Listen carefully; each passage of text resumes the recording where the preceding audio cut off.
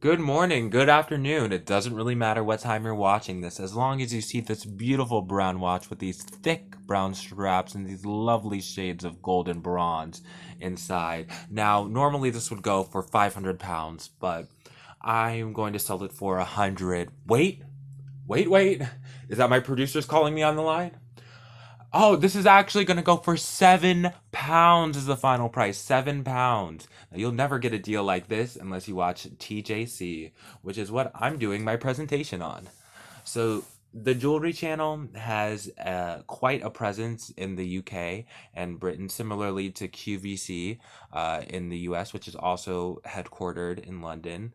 And the Jewelry Channel sells a variety of things, including home care products, skincare, and for hygiene and jewelry as well. So I look forward to going over some strategies, some things that they're doing well, and a little bit of overall analysis.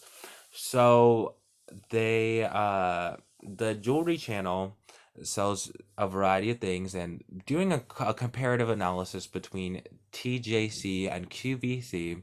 The news on BBC is that TJC could use some tips from QVC, if you know what I mean. So when I say that, one of the biggest differences is the social media followings. Now, QVC is obviously a very established brand and has hundreds of thousands of followers on YouTube and Instagram versus the Jewelry Channel, which has about 3,000 on Instagram and 8,000 on Twitter, maybe reverse.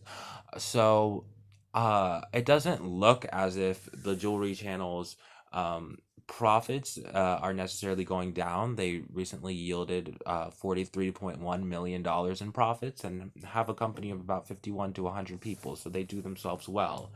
However, when we look at the different products and the ways that they sell things, it's often geared towards that same kind of older audience and the people who have the money to buy things and be consumers. But are they worrying about people my age, people your age? And the way that, some of the products that they're selling are still so applicable, but just the marketing methods aren't.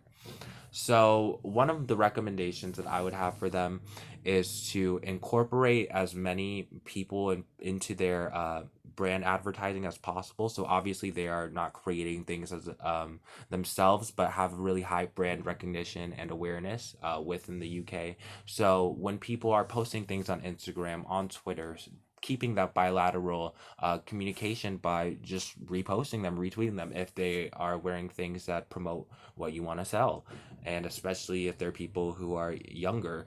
Also, in line with some of the other conversations, just keeping that communication in general. So, at the top of QVC's headline in Twitter, they have ways that they can contact them for inquiries or just general conversation. So, really making sure to keep that door open.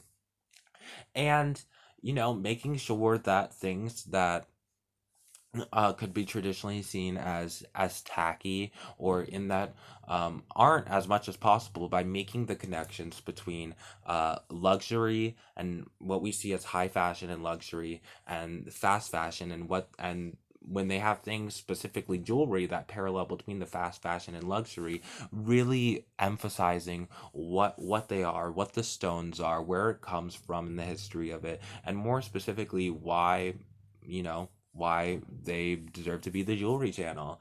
There are so many things that they do sell, and just as this can be a strength, it can also be a weakness.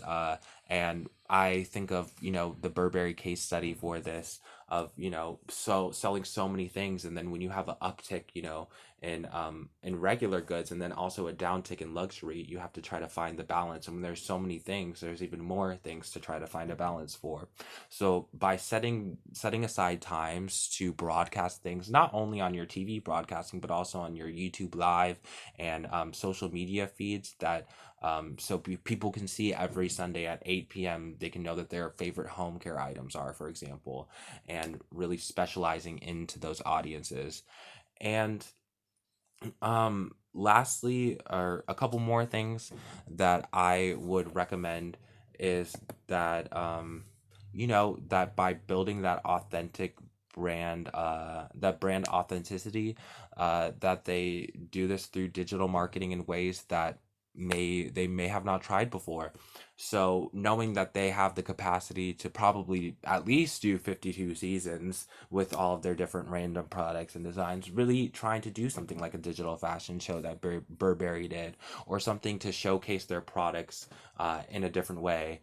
And one more idea I guess I have is, as I did earlier, we have this process of counting down to up, so or up to down, so starting with the really high prices and going lower, and it's so predictable.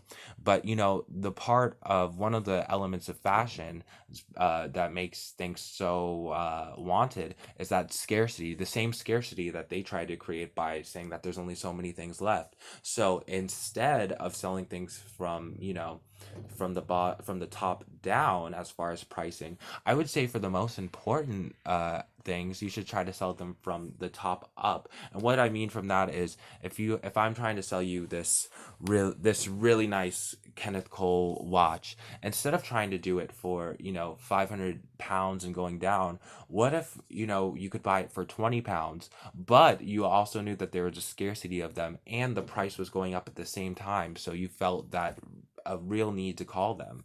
I think by employing some of these things, both traditional and non-traditional, they could really see what works for them.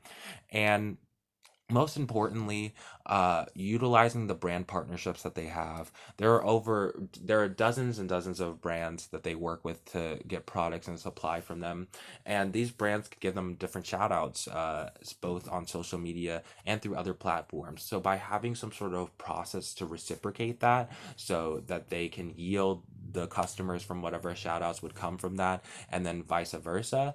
And for example, this could look like a picture that QVC tags into another company, and then that company reshares that post. So then both companies are building onto that audience and building it, are all some things that the jewelry channel could do.